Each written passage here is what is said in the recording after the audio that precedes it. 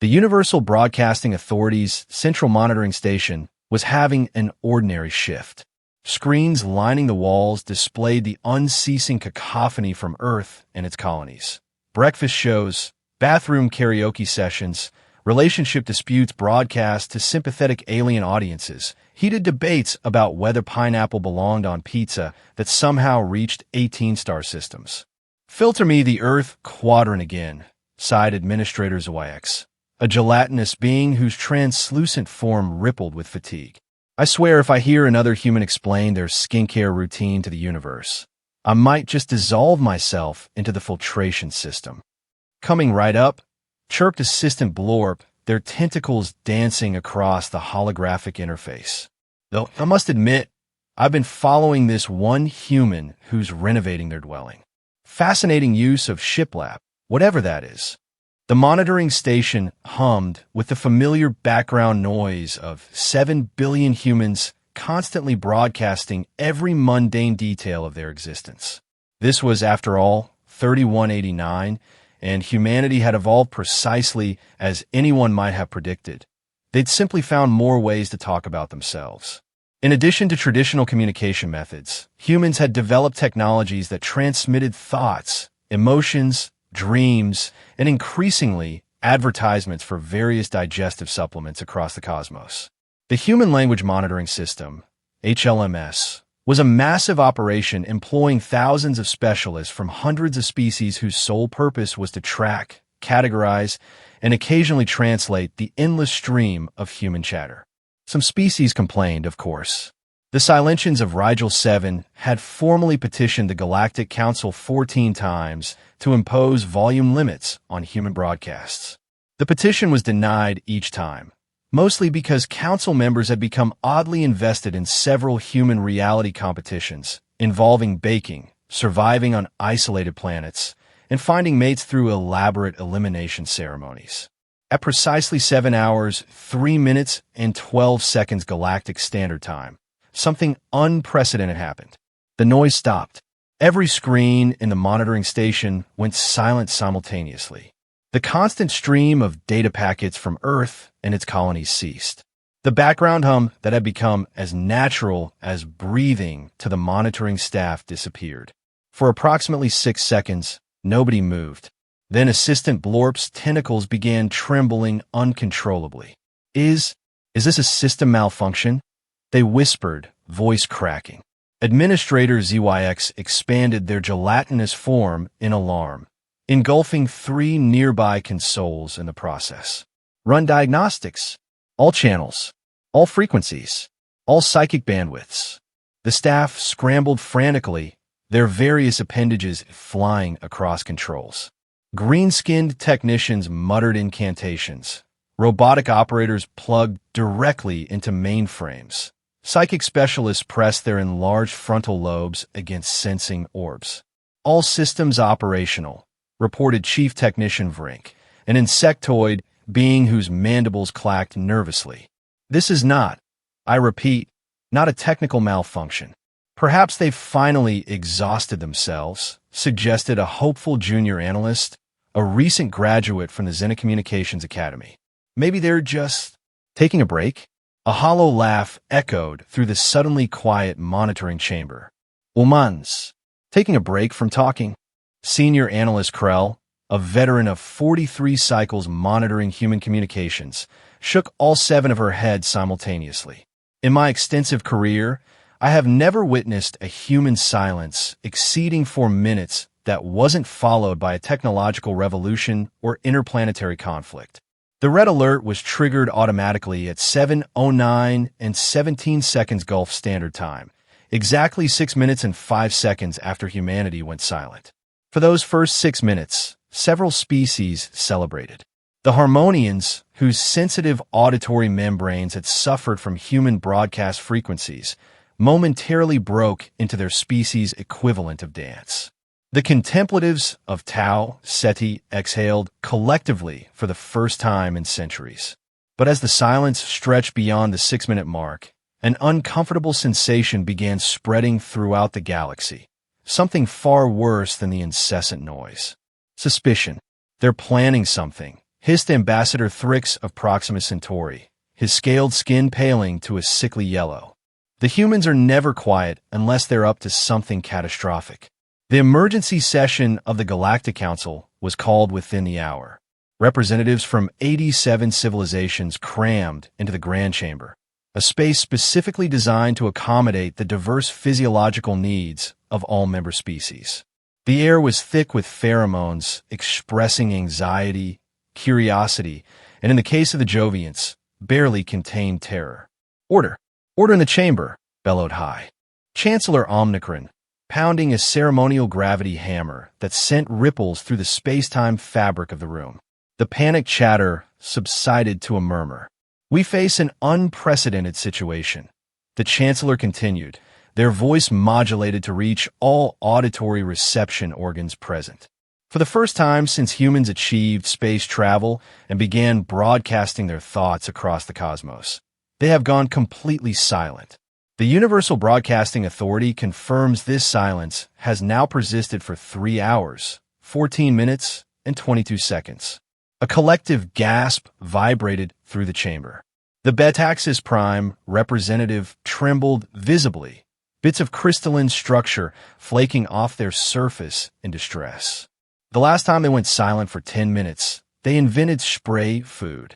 10 minutes of silence resulted in edible clouds that followed people around until they were hungry. That was nothing, insisted the delegate from Draconis, smoke curling from their nostrils. Remember the great pause of 3079? 17 minutes of human silence, followed by the release of emotional teleportation technology. My species is still dealing with spontaneous manifestations of teenage human angst in our sacred caverns. The mechanoid representative interfaced directly with the chamber's data systems, their optical sensors flashing urgently. Our predictive models are failing. This silence has now entered Level 9 territory. No historical precedent exists for human silence exceeding the 3-hour threshold. A thin, elongated figure floated toward the center of the chamber, their translucent skin revealing pulsing organs that change color with each word. This was Dr. Zenith, the galaxy's foremost xenoanthropologist specializing in human behavior. Colleagues, began Dr. Zenith, we must consider all possibilities scientifically. There are precisely 14,362 plausible explanations for this silence. The doctor paused dramatically. Most concerning among them, the humans may have achieved technological convergence with their quantum communication systems, rendering all our monitoring capabilities obsolete. They could be speaking right now. In fact, they're likely speaking more than ever, but on frequencies or dimensions we cannot detect. The chamber erupted in chaos. The empaths of Vega clutched their sensory appendages in pain as waves of collective anxiety washed over them. The normally united hive mind of Rigel spontaneously split into 18 separate consciousness groups, each developing contradictory theories at alarming speeds. Maybe, ventured a timid voice from the back of the chamber, they're just sleeping? The suggestion came from Pip, a diminutive representative from a planet that evolved under a sun that set for 2 standard months each year. Their species was known for extraordinary sleeping periods. All 7 billion of them. Simultaneously, scoffed the Kronos delegate, whose species never slept. Statistically impossible. Perhaps they've finally annihilated themselves, suggested the militant observer from Arcturus, not entirely succeeding at hiding the hopefulness in their tone. High Chancellor Omnicron raised all 5 arms for silence. We will proceed methodically. First, reconnaissance. The Proxima Centauri fleet is closest to Earth and has been dispatched to gather intelligence. Second, analysis.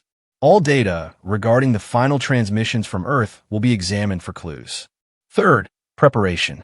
Defense systems throughout the galaxy will be placed on standby protocol. 1,000 light-years away, Captain Zorb of the Proxima Centauri scout ship, Subtle Observer, stared at the view screen with all 4 eyes widened to their physiological limits. Magnify, he ordered, his voice barely audible. The image of Earth enlarged on the main screen. The planet appeared. Normal. Blue oceans, swirling cloud patterns, the distinctive glow of cities on the night side. Life signs? The captain asked. Science officer Kix consulted her instruments. Billions, Captain. Human population appears unchanged. Communications? Nothing, Captain. No outgoing transmissions on any known frequency. No quantum packets. No psychic imprints. Nothing. Captain Zorb's epidermis darkened with concern. Deploy the stealth drones. I want visual confirmation of human activity in major population centers.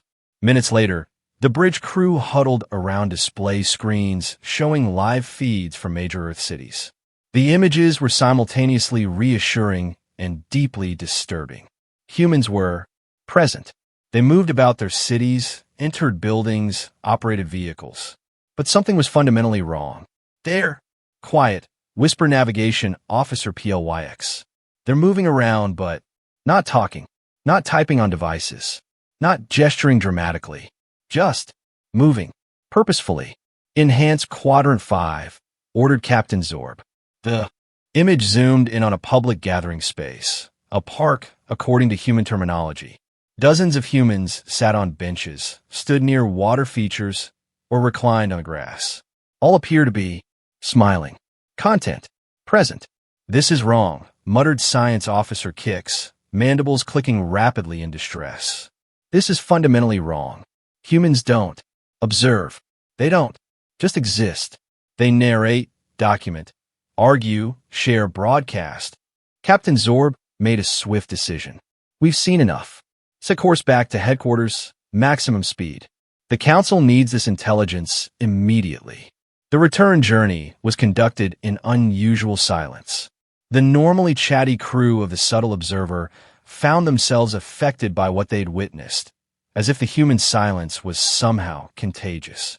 As the reconnaissance data spread throughout galactic civilization, the crisis intensified. Energy readings from Earth showed unusual spikes, but without pattern or apparent purpose. No weapons were being deployed.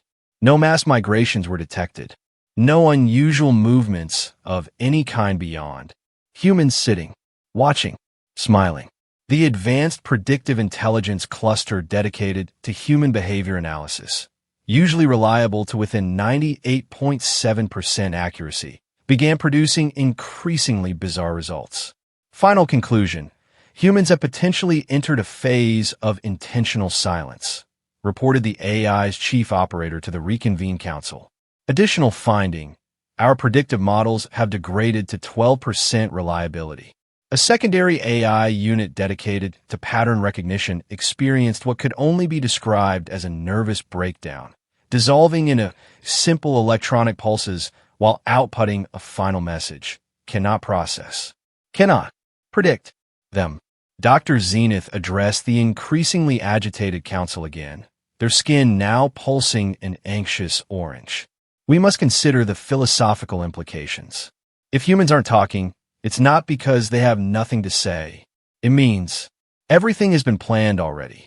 This statement sent ripples of pure terror throughout the chamber. The concept of humans acting according to a coordinated, pre-established plan was perhaps the most frightening possibility the galaxy had ever faced. Meanwhile, on the outskirts of the system, a small reconnaissance vessel from Riel returned from their observation mission.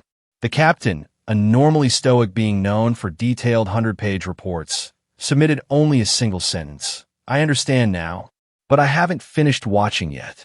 The cryptic message puzzled authorities until identical reports began arriving from other observation missions. One by one, reconnaissance ships returned with increasingly unhelpful information. Crew members appeared distracted, often requesting immediate leave upon return. The breakthrough came when a capture data packet was finally decrypted. Earth wasn't simply quiet, it was broadcasting on an entirely new spectrum, one that bypassed conventional detection methods and interfaced directly with consciousness itself. Humans had developed a revolutionary AI entertainment platform that transmitted perfectly tailored content directly to individual minds based on subconscious preferences. The entire human species had simultaneously logged into this platform for its launch, completely absorbed in personalized entertainment streams that required no external communication. The phenomenon spread with alarming speed.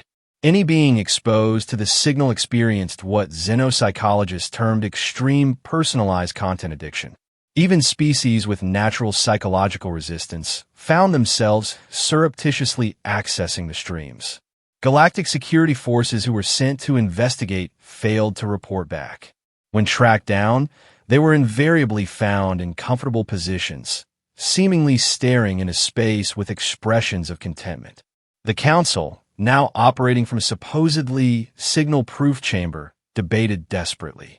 "We must destroy the transmission source," insisted the martial delegate from Sirius, pounding a metal-clad fist on the table. "Impossible," countered the science minister. "The signal now emanates from billions of neural transmitters inside human minds. We would have to eradicate the entire species." "Perhaps we should experience it ourselves," suggested a counselor whose species was known for exceptional curiosity. "For research purposes only, of course." After 96 hours of complete human silence that brought the galaxy to the brink of existential crisis, the transmissions resumed. But now they came in a structured, organized pattern rather than the previous chaotic stream. A collective message broadcast across conventional channels reached every corner of the galaxy. "Sorry about that, everyone. We were just trying something friendly. Didn't realize the whole universe would get hooked. New episodes drop weekly. Programming schedule attached." The message was followed by a comprehensive transmission schedule in all major galactic languages. The Galactic Council, now reconvened with significantly diminished attendance, faced an unprecedented situation requiring immediate response. High Chancellor Omicron, who had clearly accessed the stream themselves, judging by their distracted demeanor, called for order. "We must establish protocols for management of this new entertainment resource." Thus was born the Galactic Entertainment Management Authority, a sprawling bureaucracy dedicated to regulating consumption of human content across civilized space. The Focused Rest Directive was implemented, allowing citizens of all species designated viewing periods during which work expectations were suspended. Interstellar wars were postponed because combatants hadn't finished the season finale. Diplomatic negotiations increasingly took place in reaction-sharing rooms, where representatives could collectively experience content while discussing treaties. The galaxy experienced an unlikely unification, not through politics, force, or even mutual understanding, but through shared entertainment experiences. Species that had been mortal enemies for millennia found common ground in debating plot developments and character arcs. Earth, previously considered a moderately significant planet with an excessively noisy species, became the center of the galactic community. Human creators became the most influential beings in known space. Production studios replaced military installations as the most heavily guarded facilities in the solar system. 6 months after the event now known as the Great Silence, Administrator Zuyx floated contentedly in their relaxation pod at the Universal Broadcasting Authority, watching, along with trillions of others throughout the galaxy, the premiere of the most anticipated new series of the season. The monitoring stations still existed, technically, but their purpose had fundamentally changed.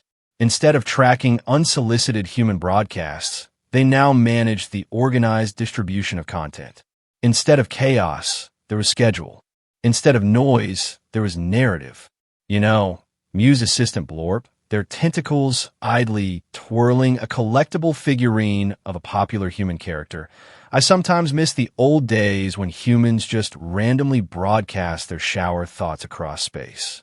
Administrator ZYX rippled dismissively. Nonsense. This is far superior. Structured, meaningful, engineered for maximum engagement. I suppose, Blorp conceded.